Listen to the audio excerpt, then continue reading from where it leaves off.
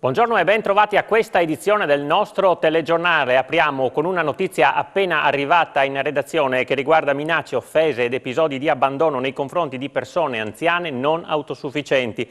Il GIP del Tribunale di Udine, su richiesta della Procura, ha emesso 7 misure cautelari nei confronti di altrettanti operatori che lavorano in una casa di riposo della provincia di Udine. Si tratta di 4 misure cautelari degli arresti domiciliari, 2 misure cautelari del divieto di avvicinamento alla persona offesa e contestuale divieto di esercitare la professione, una misura cautelare del divieto di esercitare la professione sanitaria.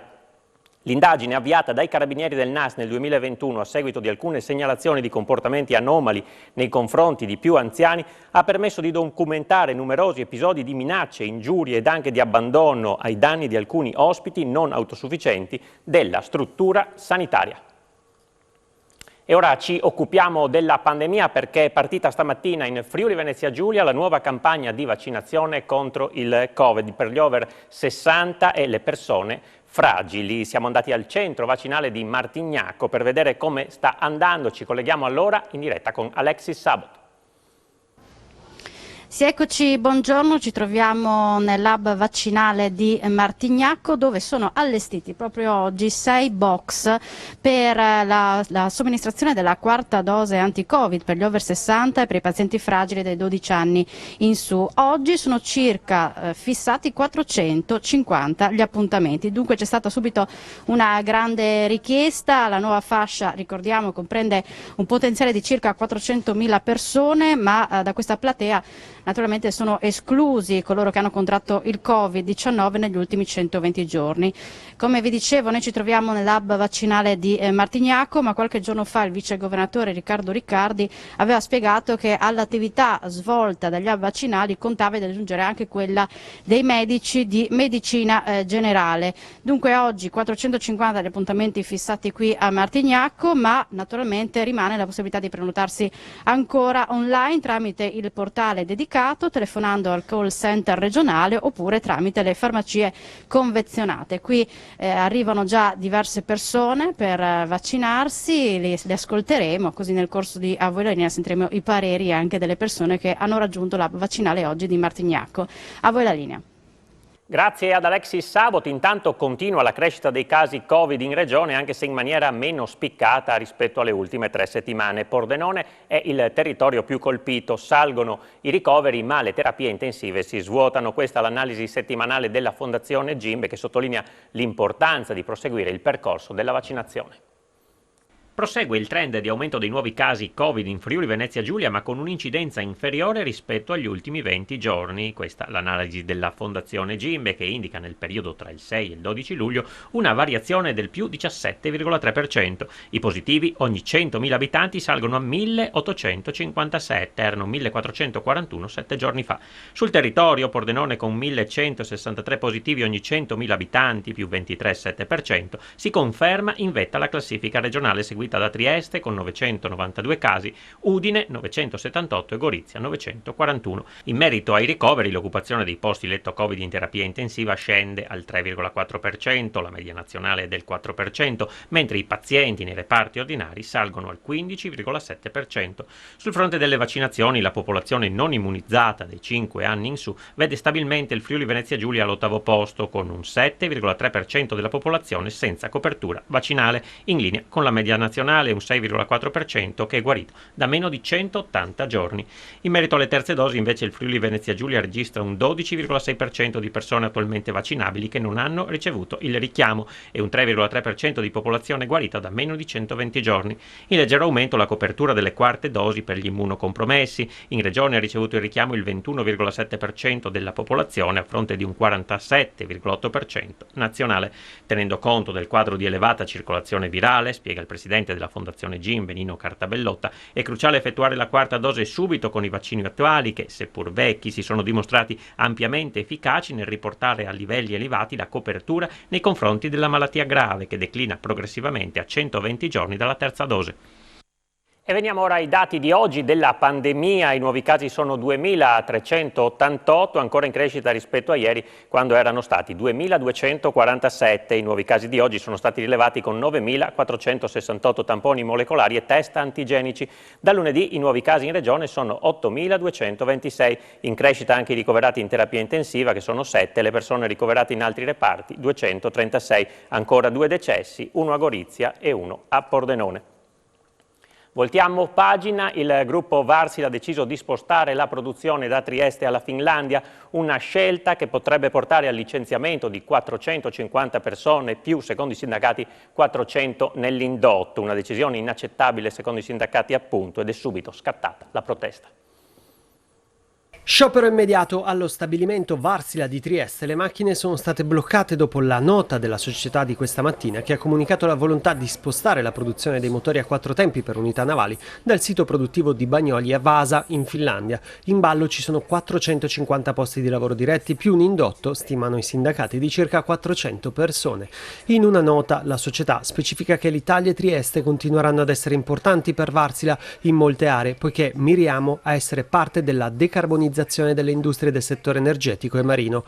Il gruppo specifica che siamo consapevoli dell'impatto che questa decisione avrà sulle persone e sulle loro famiglie e ci impegniamo fin da subito a collaborare con le organizzazioni sindacali e le istituzioni per individuare tutte le possibili soluzioni per supportare le nostre persone. Il sito di Bagnoli della Rosandra si concentrerà su ricerca e sviluppo, vendita, project management, sourcing, assistenza e formazione. Duro l'attacco dei sindacati con Michele Piga, segretario provinciale della CGIL, che parla di un colpo durissimo alla produttività della città, chiedendo l'impegno del sindaco e del presidente di regione. La politica ora è di grande incertezza per il governo Draghi dopo la decisione del Movimento 5 Stelle di non votare la fiducia all'esecutivo. Protagonisti in queste ore anche i rappresentanti di primo piano, leader della nostra regione, da Deborah Serracchiani, capogruppo PD alla Camera, Luca Ciriani, capogruppo di Fratelli d'Italia al Senato, Ettore Rosato, presidente di Italia Viva, Stefano Patuanielli, ministro delle risorse agricole, al presidente leghista della regione Massimiliano Fedriga, presidente anche della conferenza delle regioni. Ascoltiamo proprio Fedriga sul tema avvicinato poco fa a Ravenna. È una posizione assolutamente estemporanea, mi sembra quella del Movimento 5 Stelle di non votare la fiducia in un ramo del Parlamento al governo di cui fa parte.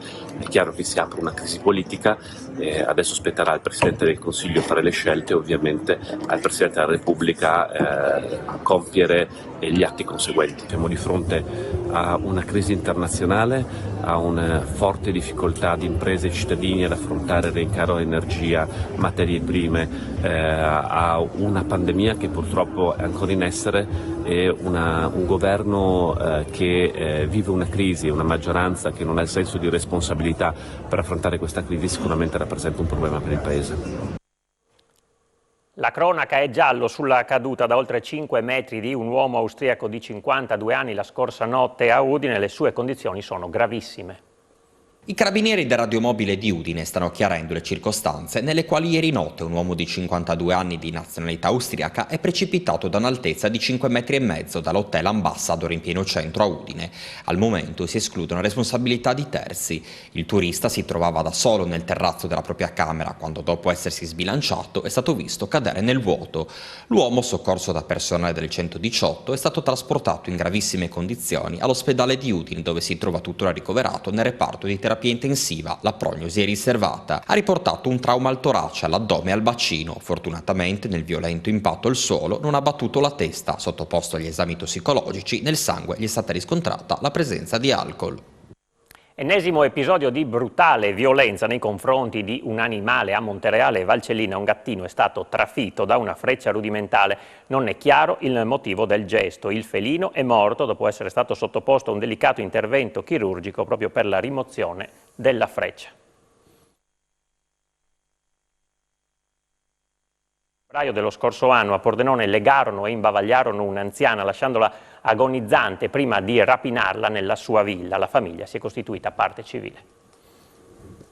Finiscono a processo i 6 indagati per la rapina in villa dell'8 febbraio del 2021 a Torre di Pordenone, quando i malviventi, prima di compiere la razzia di gioielli, malmenarono l'80enne Alida Mareschi, moglie dell'imprenditore Carlo Brescancin, sola in casa, imbavagliandola e legandola con il nastro adesivo per poi chiuderla in bagno. La donna, trovata agonizzante, fu salvata dall'arrivo della figlia Maddalena, che mise in fuga i rapinatori. Per i 6, 3 veneti e 3 friulani, rintracciati dopo le indagini della questura di Pordenone coordinate dalla procura, il PM Maria Grazia Zaina ha chiesto il rinvio a giudizio per rapina pluriaggravata in concorso e sequestro di persona. 3 di loro andranno a processo al Tribunale di Pordenone l'8 novembre, altri 3 hanno optato per il rito abbreviato e saranno giudicati 4 giorni prima dinanzi al GUP. A Telefriuli, la signora Alida aveva raccontato come quell'esperienza le avesse segnato la vita, tanto che da quel fatto fatica a camminare e rivive come un incubo quei momenti. La famiglia Brescancin si è costituita parte civile nel processo.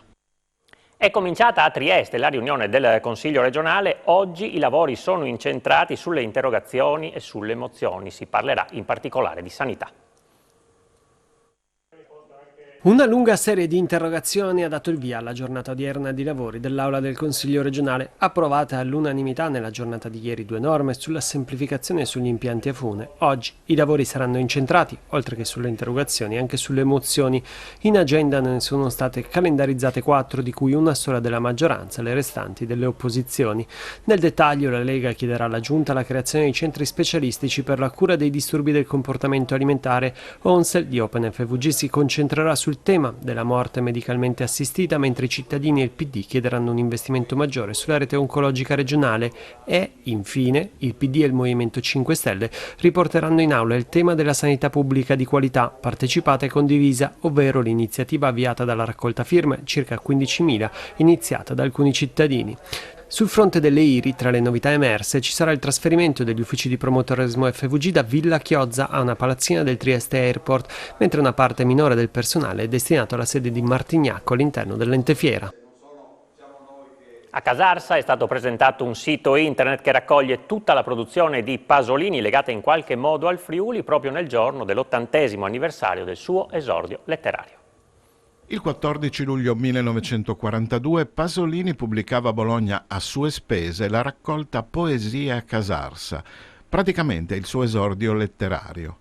Nello stesso giorno, 80 anni dopo, la sede del Centro Studi Pasolini di Casa Colussi a Casarsa ha presentato il portale in rete Pasolini Bibliografia Friulana. Uno strumento innovativo per conoscere le opere dell'autore che hanno un diretto rapporto con il Friuli perché qui sono state scritte, pubblicate o stampate, o perché sono in lingua friulana o perché citano luoghi del Friuli o donne e uomini friulani. Moltissimi autori in tutto il mondo hanno indagato queste relazioni scrivendole in articoli, saggi e recensioni, ma non è sempre facile individuare questi materiali. Per dare risposte alle esigenze di studio e ricerca, il Centro Studi di Casarsa e la Filologica hanno sviluppato un progetto che prevede la realizzazione di un sito in continuo aggiornamento. Da tanti anni Paolo Agostinis, primario di medicina interna dell'ospedale di Tolmezzo, trascorre le sue ferie in Africa dedicandosi ad attività solidali. Tra le varie cose ha anche creato un centro medico in Tanzania. Vediamo. C'è una serata che state preparando a Tolmezzo per venerdì alle 20:45 nell'ambito della festa del Borgat. Venerdì parliamo di un progetto che riguarda un gruppo di Prato Carnico e ci sarà il dottor Agostinis che fa parte di questo gruppo, si chiamano I Gufi della Luna, e ci racconterà insomma della sua esperienza in Africa. Sono anni che questo gruppo cerca di dare il suo contributo prevalentemente con la costruzione di acquedotti per l'acqua potabile. Il dottor Agostinis, oltre a quello, poi chiaramente anche in ambito medico fa insomma delle opere decisamente importanti, e noi nel nostro piccolo vorremmo cercare di ottenere i fondi, che insomma si parla attorno ai 6.000 euro, per cercare di realizzare un acquedotto nel posto in cui lui ritiene prioritario. Ha creato un centro medico in Tanzania in cui cerca di andare ad insegnare anche ai dottori del posto come essere più efficaci a livello di cure. Lo scorso anno avete raccolto fondi per un progetto in Nepal. È nato un po' per entrambe le cose, nel senso di fare qualcosa per Tolmezzo e anche di piacevole, per cui la serata si chiama Nel mezzo di un sorriso. Nel contempo cercare di avvicinare a delle persone del nostro territorio che hanno deciso di prodigarsi insomma per altre parti del mondo meno fortunate. È tutto, dopo di noi l'appuntamento con A Voi la Linea, grazie per averci seguito, buon proseguimento di giornata.